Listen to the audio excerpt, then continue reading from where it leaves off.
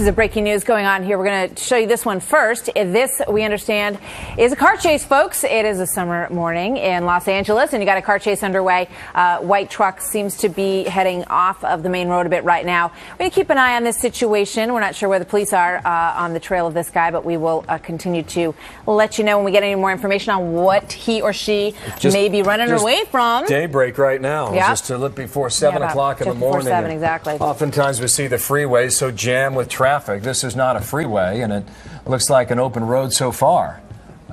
We watched one of these last week, Martha, and it went on and on, and the guy was pulling U-turns, right, left, and center, jumped the sidewalk, rode down the sidewalk for about a half a mile.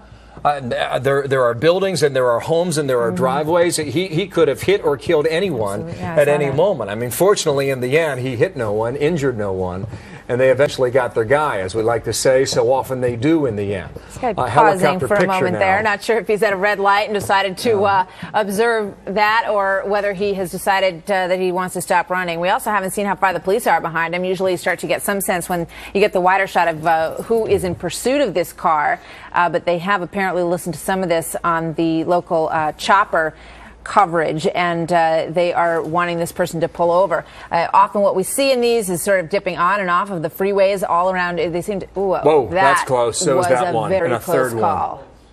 Now, oftentimes they know the neighborhood because they live there. There's no telling whether or not this guy lives there, but that's an open bed truck. It was hard for me to see whether or not there was anyone inside the truck. These folks are on their way to work, and they've got this white truck heading down the middle of the yellow line down the road there, and almost hit about 3 or 4 cars in that last little move that they pulled off. So hopefully the police will be able to get this person under control before anybody gets hurt. But clearly, we don't have a handle yet on who's in the car, what they might have done. Sometimes we start to get a little bit more information on what they were running from, or whether this was a robbery or a stolen car, or now he's in a little bit of a tight spot. Up and over into the parking lot. It's a white Mazda pickup truck. Started in San Dimas, California. It's unclear where he is right now. The screen says Los Angeles, but frankly, I'm not sure what neighborhood or what area of LA that is, or how far this has gone, or when it started. The LAPD, they are trained, as well as any police force in the country, or the world for that matter, on stopping these events and bringing them to a resolution before anyone gets hurt. We haven't seen a police car right now in view of this, but rest assured they're trailing him, not too far behind. About to get some sound from the chopper, which always gives us a lot more information. At one point on the freeway, it started on the 210. It went from the 210 to the 605 and on to the 60. And again, as we just noticed, he just passed the Peck Road and went under that 605. He's going into South El Monte now. Now, as we have been reporting, this is a robbery suspect. We have reports that he may have robbed a firing range, and of course that's very that raises the whole situation even further for these officers who are chasing this man. He may have weapons, and at one point, as we were listening to the traffic, we heard that he may have fired at the deputies, either the passenger, because there are 2 people inside this white Mazda pickup truck, that he may have been firing at the deputies who were right behind him. And again, look at him here. He's trying to squeeze in. He may be bumping that car, but he's been driving erratically throughout, and just trying to get away. At one point, I believe he may have felt like he got away because he didn't see any of the officers behind him. He parked. Oh, yeah. He's on a mission to get away and not get caught. But again, there are so many helicopters above him. There's no way he's going to get caught. And now the officers are right behind him now, as you can see. So the chase is on again.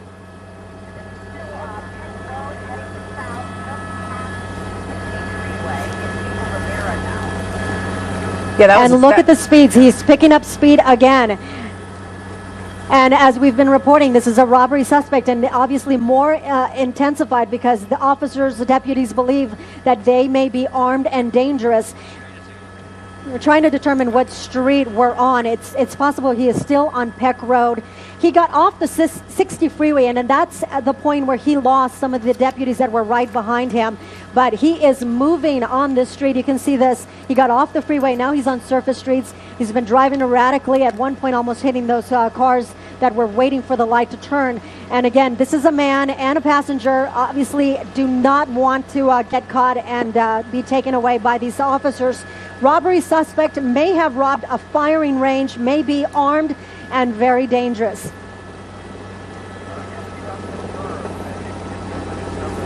Whoa, look at that intersection. She described 3 or 4 different freeways. Yes, two people in this vehicle. We saw both the passenger and the driver. At one point, Tony, he pulled off the freeway and parked.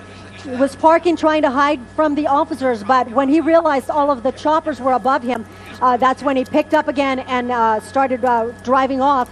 And for some time, officers weren't behind him, but again, you can see the officers are now on his tail and they're behind him and they're back onto the freeway, eastbound 10 freeway now.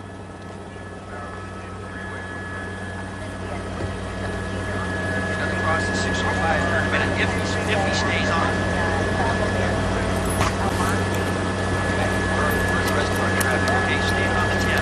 I got him on this.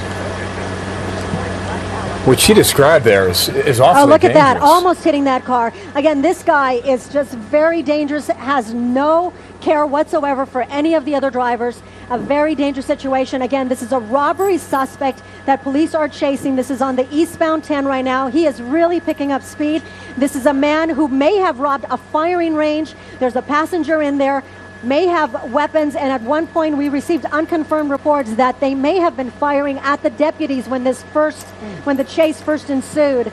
So again, a very cautious situation for those officers who are right behind him. Could be armed and dangerous, robbing a firing range nearby. It's 7 o'clock in the morning in L.A., and we just got on the story about 7 minutes ago, and no telling how this will end up. Apparently, this started in San Dimas, California. No, not at all. It's been going on for some time. She described at least 4 different routes and freeways where the chase has now unfolded. Yes, he did. He crossed the 605, so he's still going eastbound. This guy has already taken a number of huge risks. He went flying through an intersection just moments ago, and the report from the... so fast. We don't see the cops behind him. They may have pulled. He's going over 90 miles an hour right now, so he is...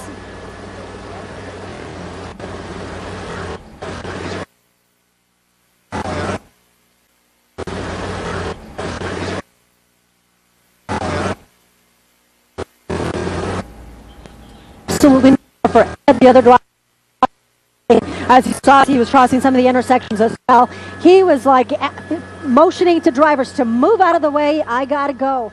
And at one point he even bumped or almost bumped one of the vehicles. But again, he's really picking up speed, going about 90 miles an hour again, and he's going eastbound on the 10 freeway. To recap, this started a good 40 minutes or so some time ago, and it started on the 210 freeway. It moved on to the 605 to the 60.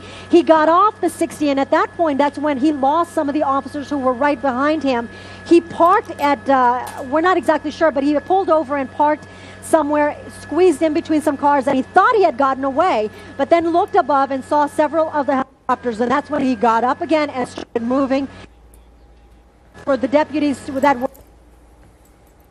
right behind him again, but we're on the 10 freeway going eastbound now, and see any officers behind him? Vinny, look, officers may have pulled off, but again, this is the situation. This is a robbery suspect. The reports are that he may have robbed a firing range. These guys may have weapons in this vehicle, and one of the unconfirmed reports, Tony and Jean, is that they were firing at the deputies as they were being chased when the high-speed pursuit ensued.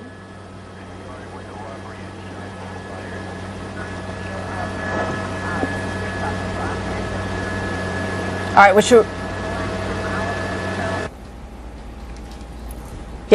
you're watching here is a police chase that started around 6:10 a.m. in L.A. Let's bring in Trace Gallagher, who's been watching this situation as well. The early word here, Trace, is that they are suspects in the robbery of a firing range, and that they may be, seriously armed with weapons, and that they also may have fired. You just heard that chopper reporter saying they may have fired at the deputies when all of this got started. Can you give us a better handle, Trace, on where this is?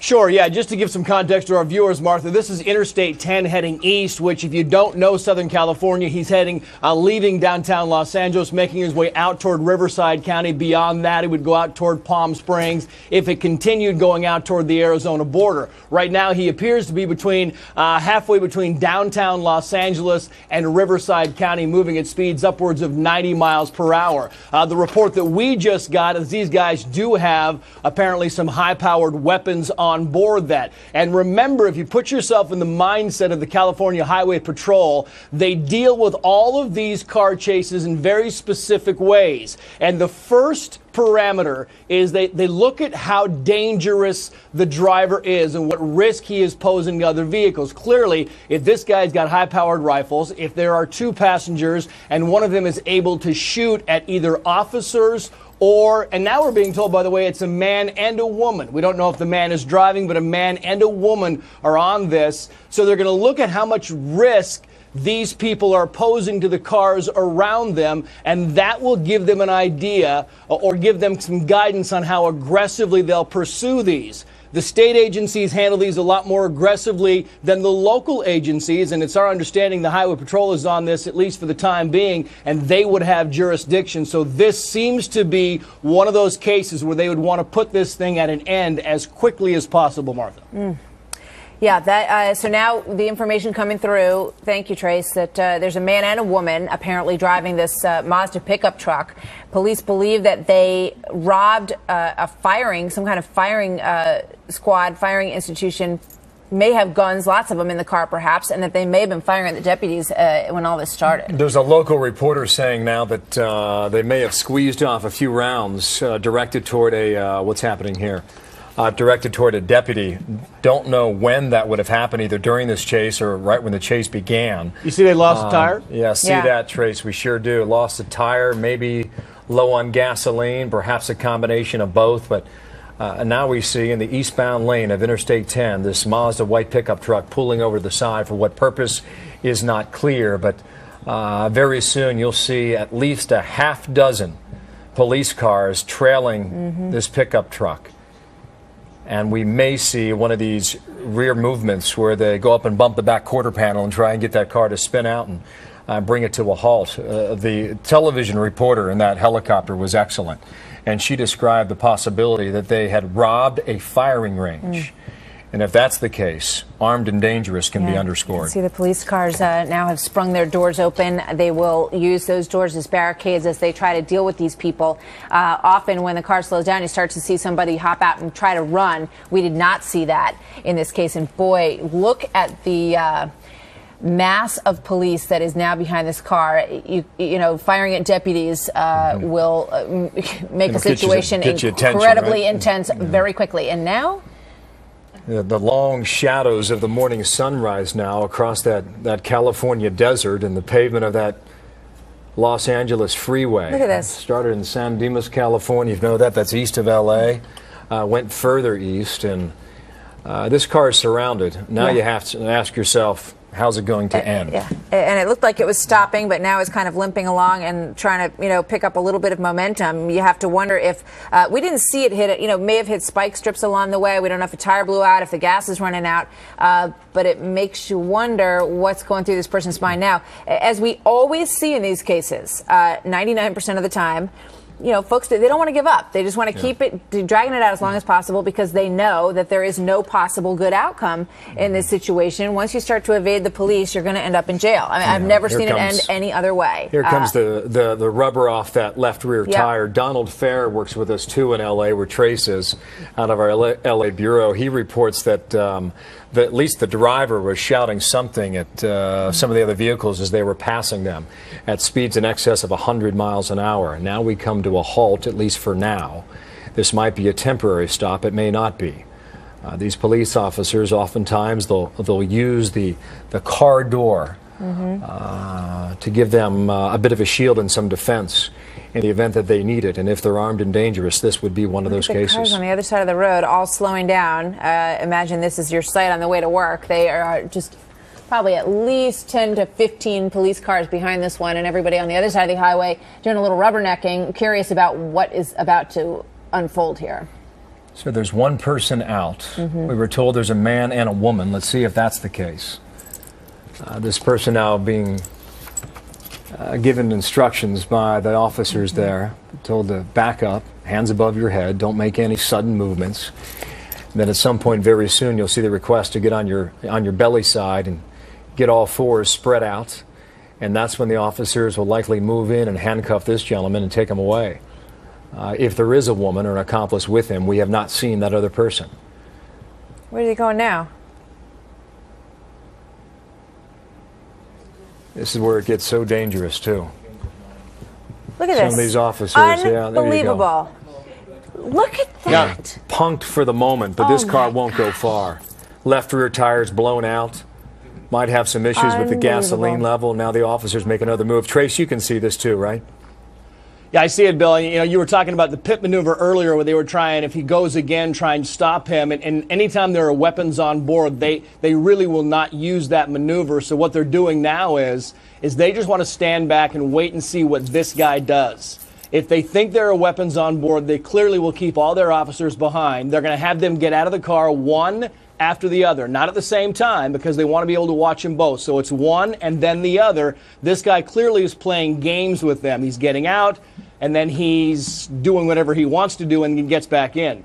They will probably ask for the woman to get out next, so they are both clear of the car before they actually move in and stop this, just to make sure that she doesn't have some type of weaponry aimed at the police officers before they do any movements toward this guy who is now laying on the ground. Look, it appears to be over, but we thought that 38 seconds ago, and this guy got up, got back in the car. Trace, is that passenger door moving now? It looked like it looks like be. It is open. Yeah, it looks like it is open, and that's the way they'll do it, Bill, one at a time. They'll bring her out, and then once she's out and then she's on the ground, that's when you'll see the officers get around from behind those doors and go over there and actually put the handcuffs on. Make sure that neither one of them are armed, and make sure they're both clear of that vehicle before they move. And it stands to reason. This car is not going anywhere, and the last thing you want to do is to provoke somebody. Are these deputies from L.A. County or Orange County, a combination of both? What is it, Trace? Probably a combination. You can see those are deputies, Bill. You can see the brown and green outfits. Those are Los Angeles County deputies. You see there. They have now approached on this woman. They've got guns trained on the other one. She apparently has exited or is about to exit that side of the thing. But we think both agencies were involved in this, L.A. County Sheriffs as well as the California Highway Patrol. And it stands to reason because it's outside the city of L.A. It's in the county of Los Angeles. Therefore, it's the jurisdiction of both L.A. County Sheriffs as well as the California Highway Patrol. I thought that was a man. Didn't you, Martha? Yes. If that's the case, we're waiting on a woman, according to reports. Yeah, there she is. Hands up, walking backwards toward the officers. Trace, I don't know if you got a read on the local report that they may have tried or been successful at robbing a local firing range. And firing range, and they got some of those guns. Yeah, exactly. They confiscated some guns, and the early reports were they actually fired on some of the deputies in the early going of this car chase. Remember, California is a three-strike state, Bill, and the reason that people go and go and go is because if you've been convicted of 2 other crimes, this is a violent crime. An armed robbery means you are going away and going away forever, which is why people run so far and will not give up, because if this is a third striker, that's it. They're gone. Yeah, that's it. You know, we'll often see them dragging these things out, driving around neighborhoods, making phone calls, talking to people, because as you accurately point out, Trace, they know this is the end of the line, and clearly this is the end of the line for these two.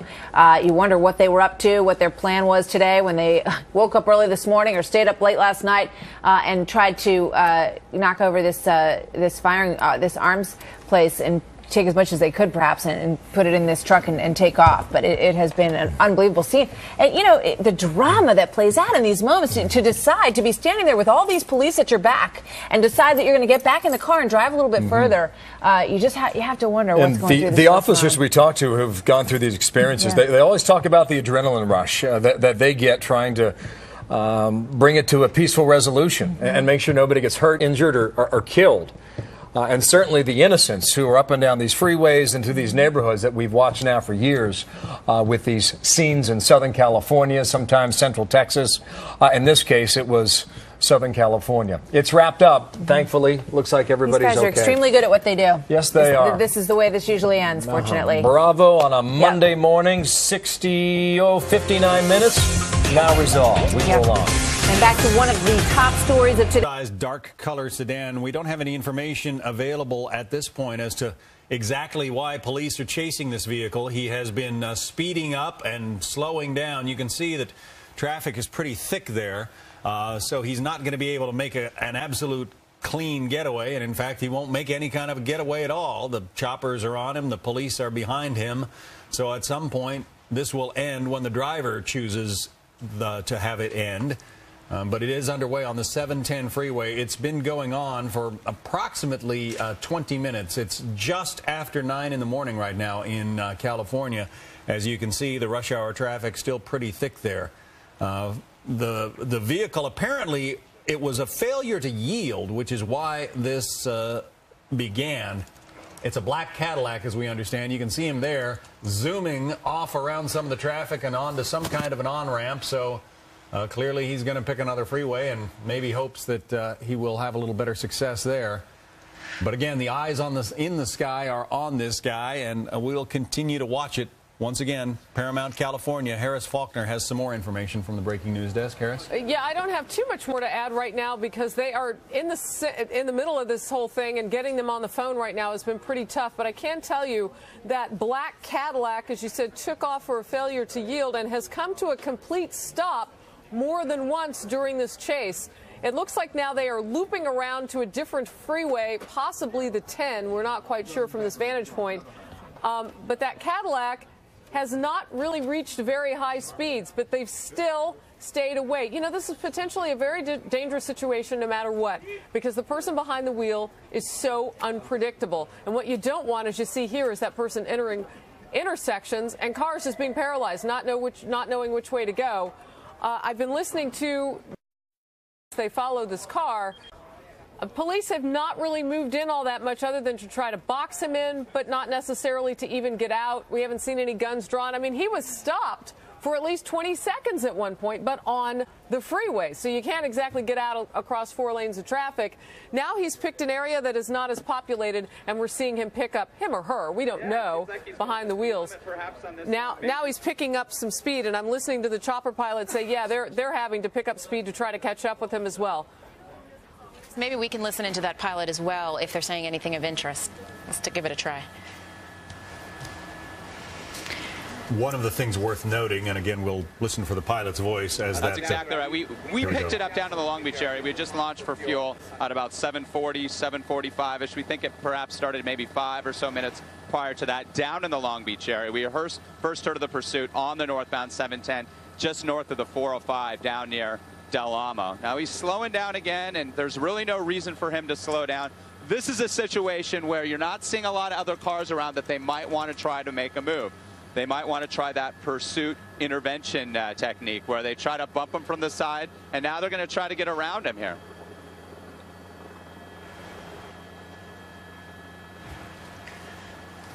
That pursuit and intervention. We're traveling technique. in a westbound direction still here in on Bandini, still in the Vernon area.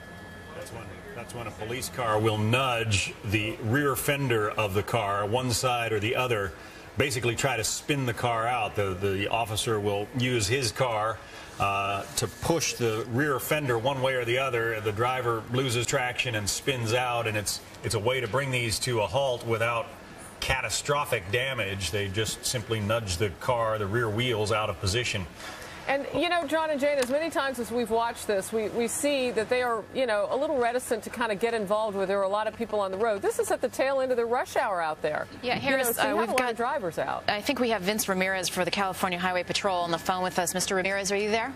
Yes, ma'am. Good morning. Good morning. Can you talk to us about exactly how this started, what we're looking at here? Well, what we have is at about 8:36 this morning, this black Cadillac ran a red light in front of our CHP units and then proceeded to enter the southbound 405 freeway near LAX. And our units have been following this vehicle since. since we've been watching, the speeds have not been incredibly high. Has that been the case all along? And we were told this has been going on, well, I guess you just gave me the time, a little over just about a half hour or so. Is that right? That's correct. The speeds on the freeway did increase to approximately 100 miles per hour. Oh, they did? Yes. The vehicle has transitioned to two other He certainly is, freeways. and there's no reason for him to do the 710 northbound coming out of Long Beach. And looks like it passed the 91 and the 105. It then exited on a surface street and has been moving at slower speeds, stopping, and then speeding up, stopping, speeding up. Yeah. And our units are just simply following the vehicle in the hopes that the driver of this vehicle simply stops and gives up or runs out of fuel. It started with... He stopped. They're getting out. It started with a red light, and yes, the vehicle is stopped. They're now getting out. Is the driver getting out? I don't see that. The driver's not getting out, taking off, Harris. There he goes. Right, but the police officers had gotten out of both their squads. You saw doors open on both squads. The car, the Cadillac, had come to a complete stop. They took the opportunity to try to get out. This may be why they didn't try to do this before, because the driver looks back and goes, aha, I got a getaway again. And with them not being able to pursue him right away, look how much distance he's put between himself and those squad cars that were following, because they all had to jump back into their squads. So he or she played it very patiently and then got away again. They're catching up. The problem with this, too, for this particular driver, but good news for everybody else on the road, is he's picked a fairly clear street in the middle of trail-ending rush hour. John? Mr. Ramirez, have you run the plates on this car? Do you know who this person is? Is it even his car? We don't know who the driver is at this moment. We are not getting any reports that this is a stolen vehicle. Simply somebody who's out driving and who doesn't want to stop for one of our units. And is it a man, and is it just one person?